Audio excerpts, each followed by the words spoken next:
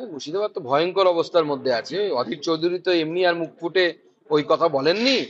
মুর্শিদাবাদের অবস্থা অত্যন্ত ভয়ঙ্কর। মুর্শিদাবাদে ভারত বিরোধী অনেক শক্তি কাজ করছে।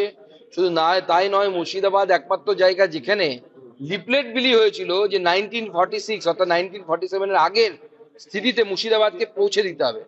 মুর্শিদাবাদ তো জনসংখ্যার বা ডেমোগ্রাফির ভিত্তিতে পাকিস্তানে যাওয়ার কথা ছিল। ভারতবর্ষের সাথে তৎকালীন পাকিস্তানের দুটো জেলার এক্সচেঞ্জ হয়। তার পরিপ্রেক্ষিতে মুর্শিদাবাদ আমাদের রাজ্যে ঢোকে এবং পশ্চিমবঙ্গের জন্ম হয়।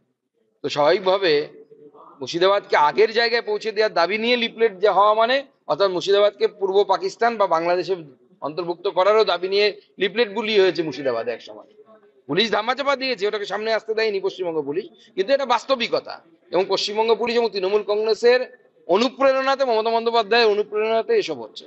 দেখুন, উত্তর পূর্ব অঞ্চলের মন্ত্রী হিসেবে ল অ্যান্ড অর্ডার উত্তর পূর্ব অঞ্চলের মন্ত্রণালয়ের মধ্যে পড়ে না। তৃণমূল কংগ্রেস তো মূর্খদের দল, তো পড়াশোনাও করে না। স্বাভাবিকভাবে ল অ্যান্ড অর্ডার রাজ্য সরকারের ব্যাপার। সেখানে আমাদের রাজ্য সরকার যথেষ্ট সচেষ্ট সচেষ্ট এবং আমাদের যেখানে যেখানে রাজ্য সরকার আছে, আসাম থেকে শুরু করে ত্রিপুরা থেকে শুরু করে, সেখানে জঙ্গিদেরকে টাইট দেওয়ার জন্য যা যা করা দরকার সমস্ত কিছু করা হচ্ছে এবং আগামী দিনেও হবে। আরো বেশি টাইট দেওয়া হবে, চিন্তা নেই।